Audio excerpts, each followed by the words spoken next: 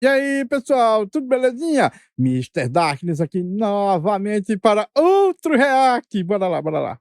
Grande problema é que no Brasil, a maioria dos empresários só veem a iniciativa privada como parasita. Não é os empresários que veem a iniciativa privada como parasita. É o governo. O governo, e ele faz lavagem cerebral na população para que ela também veja. Então, empresários são rechaçados e tudo mais, são o mal do Brasil e tudo mais, porque eles exploram o trabalhador e tal, quando, na verdade, os empresários são quem faz o negócio andar. Parasita. Como eu falei assim, eu dou um exemplo máximo. Eu falei assim, olha, exemplo máximo de privatização perfeita, bom para todo mundo. Túnel, Eurotúnel.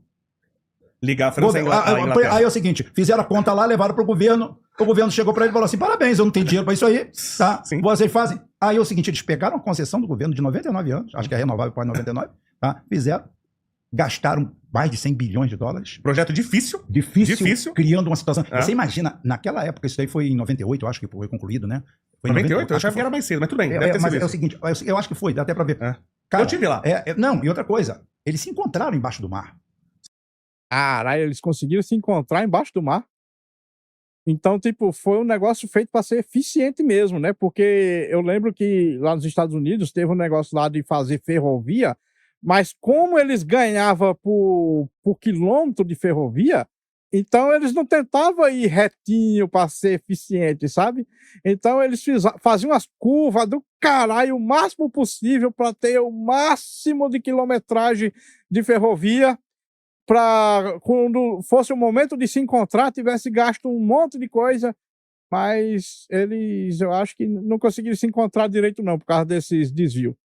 Sim. Cara, tá. É muito, é o que eu falo assim, não é tecnologia não, é muita ciência aplicada. Tá? Eles se encontraram no fundo do mar, aonde, se a gente for ver exponencialmente, os recursos deles, que nós temos hoje, os deles eram muito mais parcos. E eles se encontraram embaixo do fundo do mar, fizeram um túnel que custou 120 bilhões, 100% de dinheiro. Para mim, é o que eu falo assim, eu não privatizo ponte, eu privatizo o vão. Sim, perfeito. Perfeito. É isso que acho que é uma das assim. frases mais inteligentes que eu ouvi. Tá? Perfeito. Privatiza o vão. Olha só, tem uma ponte ali, bicho, vai lá e faz, que eu vou te dar 200 anos pra explorar ela. Sabe quem fez isso aí? Tem uma história muito legal do século XIX. O Vanderbilt construiu uma... Todo mundo conhece, já ouviu falar da história do Vanderbilt, um magnata das ferrovias. Ele constrói justamente uma ponte ferroviária. E aí ele chega pros caras, pras outras empresas lá, e fala assim, olha... E ela levava a Nova York. Imagina a importância dela. Ele falou assim, vocês me pagam uma taxa de tanto, e vocês usam a ponte à vontade. O pessoal não gostava dele, falou, vamos pagar nada. Pagar nada pra você. Falei assim, beleza. Ele botou uma barragem na frente da ponte dele, os trens chegaram, cheio de passageiro, e falou, aqui você não passa. Não deixou passar e acabou. Mas... a ponte era dele, foda-se, ou paga ou não passa. Na época tinha esse conceito, ó, tem esse vão. Quem quiser privatizar, privatiza. Isso. E aí você paga pra passar. Isso. Só que fica mais barato que IPVA pra você deixar fazer isso. Não, mas é o que eu tô te falando. Pô, estamos precisando de uma rodovia aqui, estamos precisando de um túnel aqui. Meu amigo, aí não tem problema. O Eurotúnel é o maior exemplo. No seu governo, você privatizaria alguma estatal brasileira? Tipo Correio, sei lá? Olha só, eu parto... É o seguinte, privatização no Brasil tem um perigo de ser golpe. Você pega, por exemplo, a empresas de ônibus, as empresas de ônibus, certo? Aqui no Brasil, as empresas de ônibus é tudo concessão. Essas concessões basicamente diz que a empresa é da pessoa, mas quem controla é o governo. Então, tipo, não é privatização de verdade. Uma privatização que não tem concorrência e que é controlada pelo governo, não era nem para ser chamada de privatização. O conceito é o seguinte, eu já te falei isso e eu só vou dar exemplo. Se meu filho tá doente, eu não sacrifico ele. Se ele tá com verme, eu mato os vermes, eu não mato ele. Depois, eu sou adepto de um conceito que se chama PPP. Eu acho que eu tenho tecnologia privada, eu tenho conhecimento privado, e eu tenho um processo também que eu posso criar austeridade. Nada disso você consegue implementar, quero dizer uma coisa, com esse Código Processual e Penal brasileiro, com a chicane que tem, nada disso é aplicável, tá? Mas eu... Exatamente. A lei brasileira, ela é feita para que não haja livre concorrência, não haja livre mercado, não haja privatização do jeito certo, que é com concorrência e tudo mais. O Brasil é todo errado, cara. O Brasil é todo... A saída do Brasil, cara, é o aeroporto.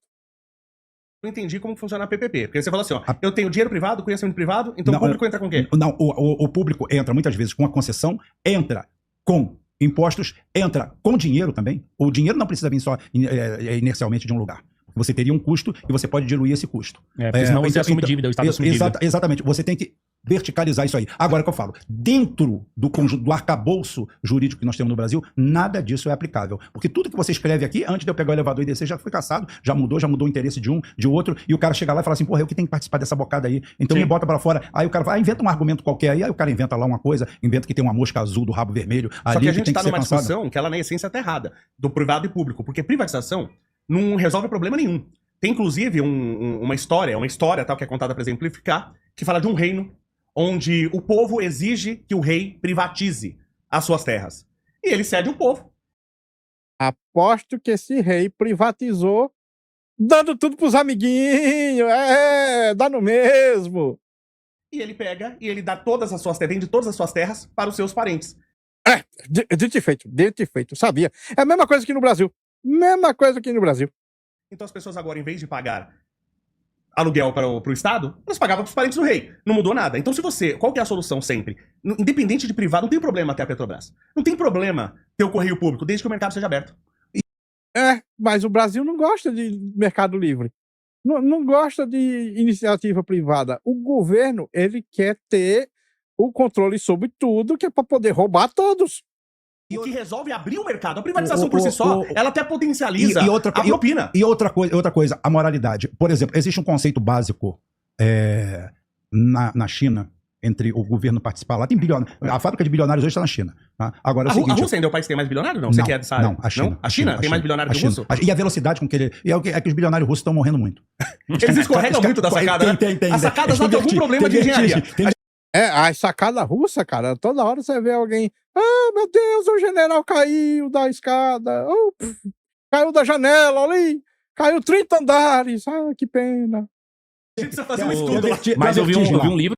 E também o lugarzinho pra ter incêndio, viu? Puta que pariu, velho. Desde que começou essa guerra com a Ucrânia, a Rússia tem tido um problema com incêndios, cara. Poxa. Estudando, acompanhando o Rubão e todo mundo que fala sobre a China e tal, eu vi um livro de que o número de bilionários dobra na China de 5 em 5 anos. Isso. Aí agora o que acontece? Agora o que acontece? É uma progressão geométrica, isso é um absurdo. Aí é o seguinte, mas o que acontece? Ele funciona de forma orgânica, porque a China criou não um governo, criou um organismo. Sim, criou as cidades capitalistas, criou socialismo com características...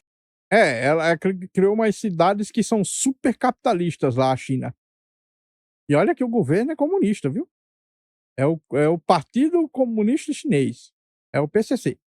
Chinesas? Não, criou um organismo. Por exemplo, hoje na China, você não muda de Campinas para São Paulo, porque São Paulo tem Campinas tem uma classificação abaixo de São Paulo. Então você, para mudar para São Paulo, você tem que dizer para onde você vai, quem vai te empregar e onde você vai morar. Tá? É o controle total do Estado. Não, é a garantia que você não vai fazer da cidade um pinico. Tá? Tem cidade lá que é o grau mais baixo, tá lá no interiorzão. Mas de forma diferente aquilo que eu falei dos Estados Unidos. É o seguinte, o que acontece é o seguinte, o problema dos Estados Unidos é que através da doutrina woke, é proibido proibir, da desgraça toda, a China está fazendo o caminho deles e eles estão fazendo o caminho reverso. Tá? A deterioração moral, ética e moral que existe nos Estados Unidos. Sim. E a gente ganha de Mas sobra. você derruba um império sem ser assim? O quê? Sem você fazer a degradação moral. A Grécia caiu assim? Roma caiu assim? Não, é histórico. É o que precede a queda do império, é a degradação moral. É o que eu falo pra todo mundo. Falo assim, gente, estude em geopolítica histórica, que você vai ver que os conceitos se repetem. Você conhece o professor Rock? O quê? O professor Rock, você conhece? Não conheço, não. Ah, não, porque ele também fala de geopolítica, é um cara... Cara, essa degradação moral dos Estados Unidos, sinceramente, eu acho que é por design. É gente de fora que está tentando controlar os Estados Unidos. Tá funcionando. E o intuito é destruir os Estados Unidos. Eu acho que os Estados Unidos vai deixar de ser o país mais poderoso do mundo. Trump foi eleito para impedir isso, mas eu não sei se ele consegue porque ele é socialista. E para impedir isso, teria que ter um libertário lá. Eu não sei se ele consegue. Ele tá fazendo um bom esquema até, mas aquelas tarifas loucas dele lá tá atrapalhando tudo. Não conhece, não. Não, eu conheço ele só de negócio. Mas você gosta do trabalho dele? Não. Não gosta? Não, eu acho que ele tem capacidade, mas não, porque é o seguinte, ele, por exemplo, eu faço a cobertura desde o primeiro dia da guerra da Ucrânia, ele faz panfletagem. Panfletagem não dá certo. Panfletagem não dá certo. Eu sou sério aqui, não tem nada pessoal contra ele, como você está vendo aqui hoje, eu não tenho nada contra ninguém pessoalmente, sou amigo de todo mundo, me dou bem com todo mundo, acho que quem tem que brigar são as ideias. Sim. Então é o seguinte, e muitas vezes eu chego aqui com um conceito e você vai modificar alguma coisa em mim, você vai modificar alguma coisa em mim, eu vou modificar alguma coisa em você. Sim. Porque quando a gente tem um debate inteligente, um embate... Já gostei da sua frase de privatizar o vão, vou usar esse conceito. Exatamente, eu sou a favor, bicho. E não privatizar a estrada, privatizar o espaço, o caminho. Exatamente. Mas aqui a gente só privatiza a estrada. Exatamente, mas eu tô falando, você tem um parasita, você tem um parasita que é pronto. Rapaz, aconteceu o maior escárnio do mundo, aconteceu no Rio de Janeiro. A linha amarela. A linha amarela, primeiro que é o seguinte, legalmente não poderia cobrar pedágio porque é dentro da cidade. Não atravessa município nenhum. Mas mesmo assim, o César Maia criou a linha amarela inteirinha, prontinha. Pegou a chave e falou assim, toma, Júnior, é sua. Zero. Sabe o que você botou? Nada, só cabine de pedágio. Mas tem algum político honesto no Rio que eu não vejo? Não, apesar que eu conheço.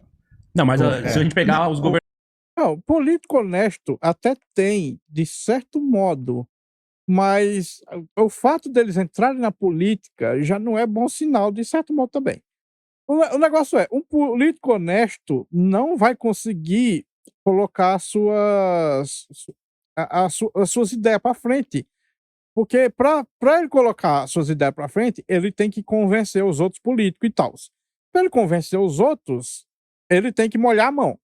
A partir do momento que ele molhar a mão, ele já não é mais honesto. O governador. Pega dos governadores. O único que não foi preso foi o Brizola. É, né? Tá. Brizola era um cara puro, tá? Ele pode ter cometido erros, acertos, a porra toda. Agora é o seguinte, você vê que ele, quando cria a linha vermelha, o estatuto de criação da linha vermelha é o seguinte, qual é o limite? 99 anos. Durante 99 anos não pode botar pedágio nela.